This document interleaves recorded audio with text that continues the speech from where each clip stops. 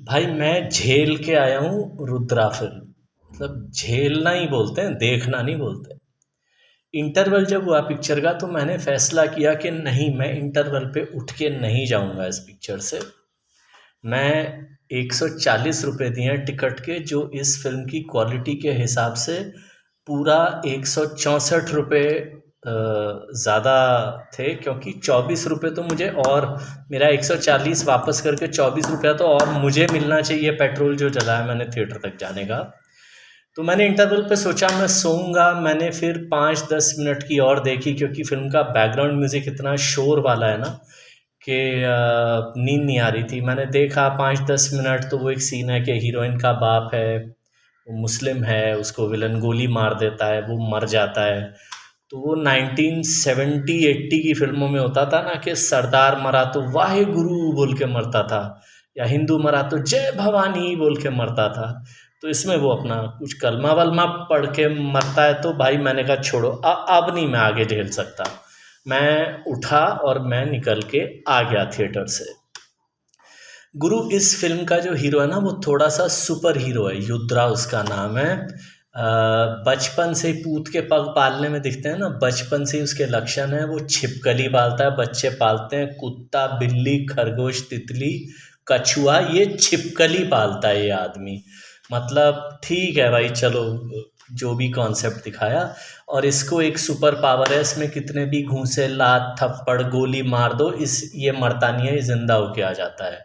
ये super hero है। अब इस टाइप का जो सुपर हीरो होता है ना, जैसे फिल्मों में होते हैं, कोई सुपर हीरो वो डंडा उछालता रहता है, कोई सुपर हीरो अपने साथ हथौड़ा लेके घूमता है, कोई सुपर हीरो बड़ी सी थाली के ऊपर रिंग्स बना के घूमता है ना। ऐसे तरह तरह के सुपर हीरो के लक्षण होते हैं ना। ये लॉलीपॉप चूसने वाला सुपर हीरो है, इसको लॉलीपॉप चूसने का शौक है। तो ये डायरेक्टर ने अकल का, हमारा सुपर हीरो क्या करेगा सर, लॉलीपॉप चूसेगा। मतलब ये फिल्म है। अच्छा, इसमें कहानी ये है कि ये युद्रा है, इसका बाप पुलिस वाला था, उसको किसी ड्रग स्मगलर ने मार दिया। और ये कुछ बदला बदला लेने के चक्कर में, या जो भी है, बचपन से ही खिसक जाता है, कटखना बन जाता है जब इसे पता चल जाता है कि अनाथ है। तो इसको एंगर इशू हैं। तो फिल्मों में होता है ना, हमारे यहाँ तो जो भाई जिसको एंगर इशू होता है उसके पिछवाड़े पे लठ तोड़ा जाता है। फिल्मों में जिसका एंगर इशू होता है उसे कमांडो बनाते हैं, पुलिस वाला बनाते हैं, उसे कुछ ना कुछ करते हैं। हमारे पास तो ज़्यादा एंगर इशू दिखाओ बचपन में तो तुड़ाई होती थी। खैर चलो छोड़ो, वो भी अलग है। तो इसको भाई भेज देते हैं, पहले कमांडो बनाते हैं, वहाँ ये झगड़ बैठता है, फिर एक जेल में डालते हैं। वैसी जेल कहाँ होती है हिंदुस्तान में मुझे नहीं मालूम, ऐसे बॉक्स बॉक्स से वो वेस्टर्न स्टाइल कुछ जेल टाइप जो भी है। और बार बार जो जेल दिखा रहे हैं, एरियल शॉट लगा रहे हैं, वो यूएस का अल्काट्राज जैसा दिख रहा है वो जेल। हिंदुस्तान में ऐसे जेल कहाँ होते हैं, टूरिस्ट स्पॉट बन जाए ऐसा जेल। खैर चलो, ये जेल से फिर ये कुछ पुलिस का अंडर कवर एजेंट बन जाता है। और जिसने इसके माँ बाप को मारा फाइनली उसको मारने जाता है। मैंने सोचा कोई निकलेगा, कोई महान विलन, कोई आज के ज़माने का कोई अच्छा सा किसी को लेके आएंगे। कोई तो निकला फिरंगी, उसे दाएं दाएं गोली मार के चला आता है ये। अच्छा, ये भाई कहीं से कहीं भी पहुंच जाता है। मतलब जब सिकंदर इसके माँ बाप को मारने वाले के पास जाता है, वो नीचे बोट के नीचे गोताखोर बन जाता है। ये कहीं भी पहुंच लेता है, कभी शंघाई चला जाता है, कभी कुछ जो भी। और हाँ, और एक चीज़ है कि जिसने बैकग्राउंड म्यूज़िक दिया, मेरे को लगता है प्रोड्यूसरों को लगा कि इसने ज़्यादा पैसे ले लिए हैं। तो जैसे शादी ब्याह में होता है ना कि लड़की के बाप को लगता है ना कि केटरर ने पैसे ज़्यादा ले लिए हैं, तो मजबूरी में केटरर तो उसे रखना ही है। लेकिन वो बार बार केटरर के खून पीता रहता है ना, बार बार वही बटर नान उससे 6 बार गर्म करवाता है।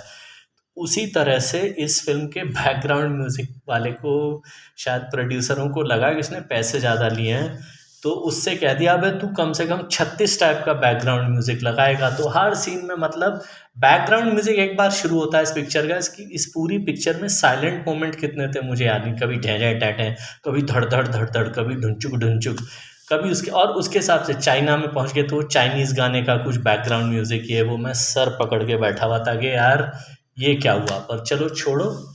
तो बस यही है कि कहानी यही है कि ये सुपर हीरो है, इसे लॉलीपॉप चूसने का शौक है, इसके माँ बाप को बचपन में जिसने मारा उनको ये इंटरवल के आसपास मार देता है। एक हीरोइन है, एक लड़की है निखत, ये उसी की बात सुनता है। अब ये लक्षण तो नॉर्मल लड़कों में भी होते हैं जो अपने आप को सुपर हीरो समझते हैं, माँ बाप की सुनते नहीं, लैला के आगे दुम हिलाने लगते हैं। पर चलो छोड़ो, वो अलग पॉइंट हो जाएगा। मैं और कहाँ, और क्या है इस फिल्म की कहानी में, इस फिल्म की कहानी में और क्या है भाई, रुको रुको सुनो, अभी मैं झेल के आया हूँ, सुनो।